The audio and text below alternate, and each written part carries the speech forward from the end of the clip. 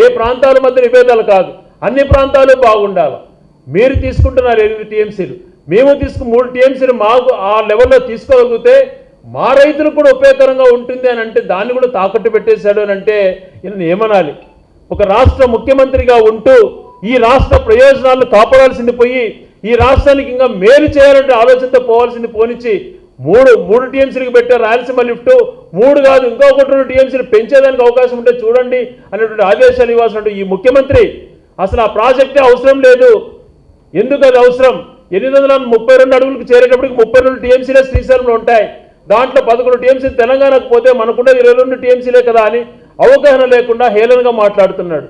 840 టీఎంసీలకు పైన రావాలనంటే నీళ్లు అక్కడ వచ్చినప్పుడు కింద నుంచి వల్ల అంత తోడేస్తే మనకి ఎలా వస్తాయి?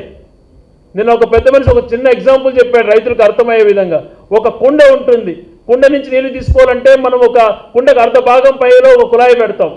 ఆ కుండ పైకి అర్ధ భాగంలో మన కుళాయి ఉన్నప్పుడు మనకు నీళ్లు రావాలంటే దానికి పైకి ఎగబడాలి.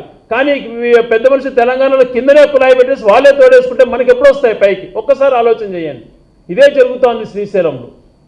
అది ఎంతో నష్టమో అని చెప్పి మనం కూడా ఆ ప్రాంతం అట్లా నీళ్లు తీసుకుంటే మనకు ఉపయోగకరంగా ఉంటుందని చెప్పి ఆలోచనతోనే రాయలసీమ లిఫ్ట్ ఇరిగేషన్ చేపడితే దాన్ని నిర్దాక్షిణంగా దాదాపుగా పనులు పూర్తి అయిపోయినాయి.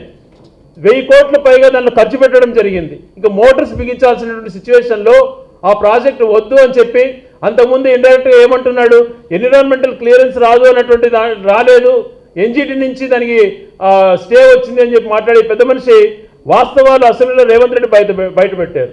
ప్రతి ప్రాజెక్టుకు కూడా పర్యావరణ అనుమతులు నిదానంగా వస్తాయి, మనం చేసుకుంటూ పోవాలి. అది కూడా అవగాహన లేకుండా దాన్ని చేయాలన్నటువంటి చిత్తశుద్ధి లేకుండా ఈరోజు దాన్ని తాకట్టు పెట్టినటువంటి పరిస్థితి చాలా బాధాకరమైన అంశం. ఈ అంశం పైన గతంలో మేము 6 జిల్లాలకు సంబంధించి రాయలసీమ ఉమ్మడి 4 జిల్లాలు ప్రకాశం నెల్లూరు జిల్లాలో అందరం కూడా పోతిరెడ్డిపాడుకి వెళ్ళి అక్కడ మా నిరసన తెలియజేశాం. ఇది కార్యాచరణ తీవ్రమైనటువంటి ఒత్తిడి చంద్రబాబు నాయుడు గారికి తీసుకురావాలి. ఈ ప్రాంత ప్రజలు ఈ ప్రాంత రైతాంగాన్ని కాపాడని ఉద్దేశంతో మేమందరం గట్టిగా బాధ్యత తీసుకున్నాం.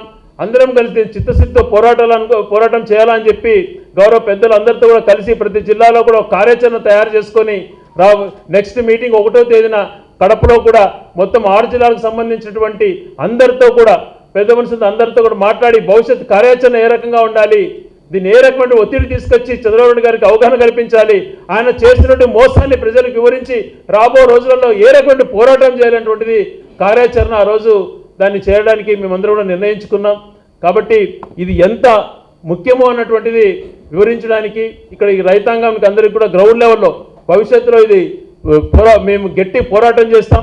భవిష్యత్తులో జగన్మోహన్ రెడ్డి అనేటువంటి వ్యక్తి ముఖ్యమంత్రి అయితే ఈ ప్రాంత ప్రయోజనాలు కాపాడడానికి ఆ రోజు రాయలసీమ లిఫ్ట్ ఎలా తీసుకున్నారో అలాంటివి ఇంకా కూడా పెండింగ్ ప్రాజెక్ట్స్ పైన అన్నిటిపైన దృష్టి పెట్టి ఏదైతే పేటెంట్ హక్కు రాజశేఖర రెడ్డి గారే ఇరిగేషన్కు మూల సూత్రధారుడు, పోతిరెడ్డిపాడు 44,000 అడుగులకు పెంచి ఈ ప్రాంత ప్రయోజనాలు కాపాడడానికి ఆయన ఏ రకమైనటువంటి కృషి చేశాడో మనకందరికీ తెలిసిన విషయమే.